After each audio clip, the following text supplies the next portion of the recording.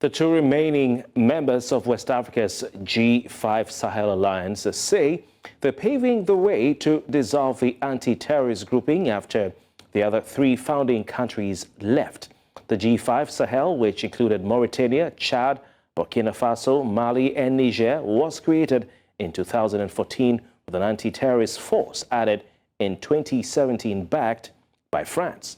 On Saturday, Burkina Faso and Niger said they were withdrawing from the alliance. Chad and Mauritania, in a statement on Wednesday, say they respect the sovereign decision of Burkina Faso and Niger to leave the alliance, following in the footsteps of neighboring Mali.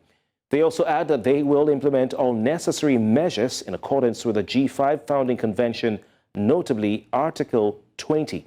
The article says the alliance can be dissolved at the request of at least 3 member states.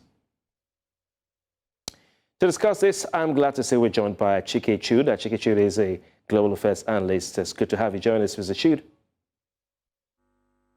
Yes, thank you for having me. Yes, indeed.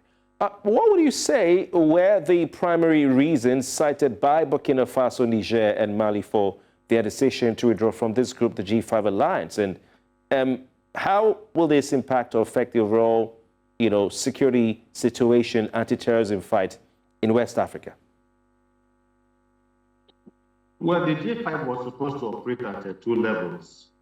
The economic level, that is economic development of the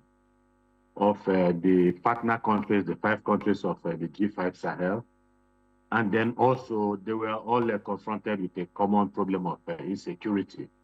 And obviously you cannot talk about economic development and prosperity without solving serious security challenges. And so they were supposed to work together to confront the security threats, defeat these threats, and then also try to enhance the development of the countries of the Sahel. And so, according to the countries that had pulled out, Niger, Mali, and Burkina Faso, they said that the ideals and the goals and objectives of the G5 Sahel had not been met, and that it was useless or not very useful continuing with a process that has not yielded any positive returns. And therefore, it was necessary for them to leave the G5 Sahel and to chart new paths for the peace and development of their countries. So these are essentially the reasons why they left. And then, as for the security challenges, how are they going to be able to resolve the security threat? It is going to be a very big one. And I'm sure that I believe that even they themselves do not know how they are going to go about it. Because if 5 countries came together for the purpose of forming a military alliance, a strong military alliance that will be able to deal with the threat of terrorism and insurgency in their regions, and they were not, years after they came together, they were not able to solve these problems. In fact, some would argue that the problems exacerbated. And of course, without French support, some of these countries would have caved into the insurgency, especially Mali, that was almost overthrown by the insurgency. And then France sent soldiers, lots of troops, and then they were able to quell the tide in partnership with other countries of that region. And so it is going to be a very, very difficult situation for them to be able to effectively handle the insecurity in their region. I suspect that it is going to get worse. I hope it does not, but they are no longer as strong as they were. Even when they were strong, they were not able to stem the tide of insurgency and violence in their region and in their countries. So how are they going to do it now that they are considerably weakened? So are you saying, Achike Chude, that the nationalistic stance of Niger and Burkina Faso and even Mali in saying, Vavala France, down with France, they don't want to do anything to do with France anymore, that moving out or pulling out of these strategic alliances, even with Niger, with the United States of America, has weakened them and not made things better? Will this therefore mean that the coups in these countries have made things worse? That's what you're saying? No, I'm not saying that. I'm not saying that, because we are talking about security, and my response was to the question you asked about insecurity. And we know that these countries have been misgoverned by the politicians. There's no doubt. We also know that when the military took over in these countries, that the civilians, in most cases, came out to support them. Sorry, please, came out to support them. And so it's going to be a very difficult situation. At the military level, it's going to be much worse. Sorry, please, I have a cold. So at the military level, it's going to be much worse. And obviously, I mean, the implications, what has an advantage also has a disadvantage. They felt that there was an advantage in removing what they termed the despotic civilian leadership in their countries. But, they replaced them. But what do you have in place? Do they have what it takes to begin to develop and to build the economy of their countries, and especially at the level of security? My worry is that the security situation is going to get worse. I'm not passing a value judgment about the coup, whether the coup was right or the coup was wrong. We all know that the military incursion into the democracies and aberration to democracy.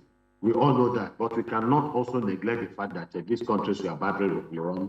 We can also not neglect the fact that France had an exploitative relationship, very, very exploitative relationship. But what you are saying, Achike, is that in terms of security, the coup has not delivered more security, rather it's led to more insecurity in these countries. I think so. All right. I think so. There's not, look, they have not, look, for instance, Guinea has been under military occupation for about 3 years now. Mali has been under military occupation for about 2 years or 3 years now. And what have they been able to do? They have not been able to stand the type of violence and insurgency in those countries. In fact, people might even argue that they seem to be losing the battle against the insurgents. Obviously, there's also the fact that the sanctions imposed on them has not allowed them to perhaps get the kind of weapons that they need to be able to fight the insurgents. So these are some of the issues. Okay. What options do Chad and Mauritania have? Because obviously Article 20 of this G5 charter has been set in motion, which means that the alliance is dissolved. So what options do Chad and Mauritania have? Can they work together? Can they look at forming a new alliance to ensure that there's a multilateral approach to solving the security challenges of the Sahel region? Well, they are not barriers. I mean, if you look at the other countries we talked about, Guinea, Niger, Burkina Faso, for instance, they are barriers right now before the international community. The international community was not happy with the coups that took place in those countries and wanted them to move along the path of democratization.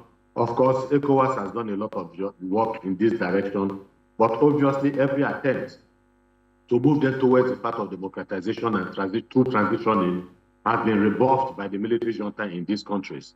And so there's no lost relationship between these countries, the regimes in these countries, and ECOWAS, and then the larger international community.